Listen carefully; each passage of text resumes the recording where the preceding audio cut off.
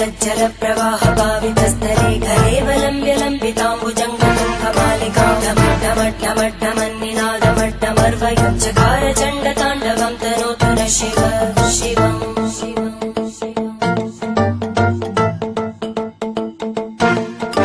जटाकटाः सम्भ्रम भ्रमन्निलिम्पनिर्जरी विलोलवीचि वल्लरी विराजमानमूर्धनि धगद्धगद्धगज्ज्वलल्ललाटभट्टभावके किशोरचन्द्रशेखरे रतिप्रदक्षिणम्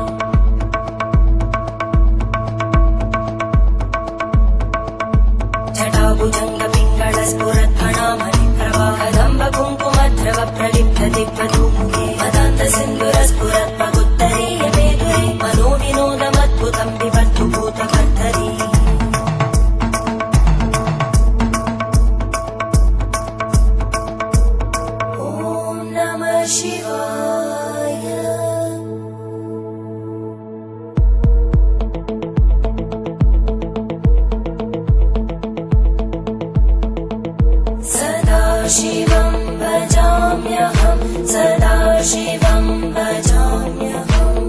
ॐ नमः शिवाय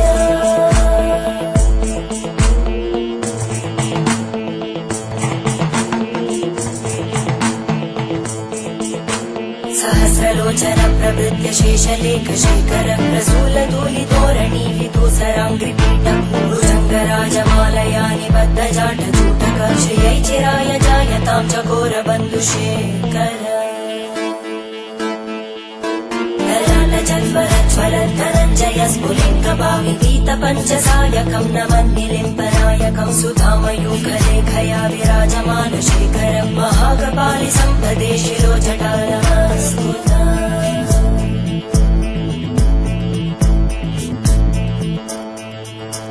करालभालवट्टिका दगद्धगद्धगज्ज्वलद्धरञ्जयाहुतीकृत प्रचण्ड पञ्चसायके हराधरेन्द्रनन्दिनी कुचाग्रचित्रपत्रकार कल्पनैकशिल्पिनी त्रिलोचने रतिर्ममा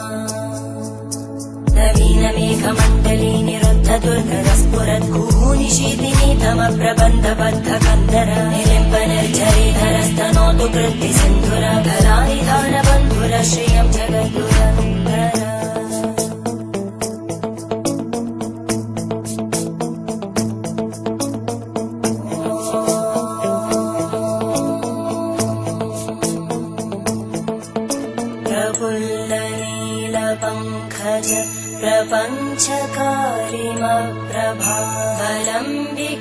प्रपञ्चकारिमप्रभावलम्बिकण्टकन्धलि रुचिप्रबद्धकन्धरं स्मरच्चिदं पुरच्चिदं भवच्चिदं मखच्चिदं गजच्चिदान्धकच्चिदं तमन्तकच्चिदं भजे अखर्व सर्वमङ्गला कलाकदम्बमञ्जरी रसप्रवाहमाधुरी विजृम्भणा मधुव्रतं स्मरान्तकं पुरान्तकं भवान्तकं मखान्तकं गजान्तकान्तकान्तकं तमन्तकान्तकं भजे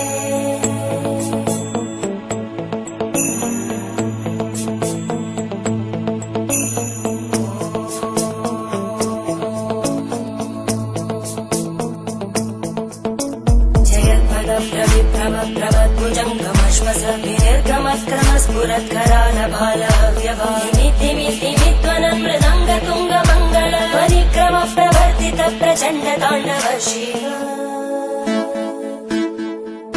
त्रिशक्तिचक्रकल्पयोर्भुजङ्गमौक्तिकस्रजोगरिष्ठरत्नलोष्टयोः सुहृद्विपक्षपक्षयोर्नारविन्दचक्षुषो प्रजामहि महेन्द्रयोः समप्रवृत्तिकक्कदा सदा शिवं भजाम्यहम्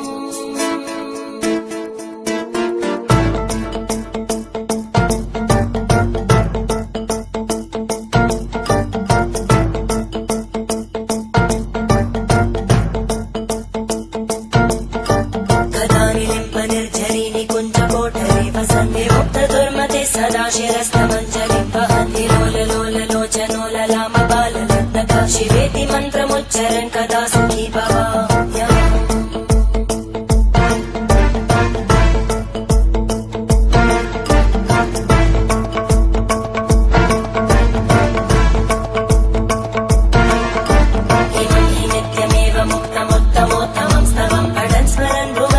विशुद्धिमेति सन्ततं हरे गुरौ सुभक्तिमाशु याति नान्यथा गतिं विमो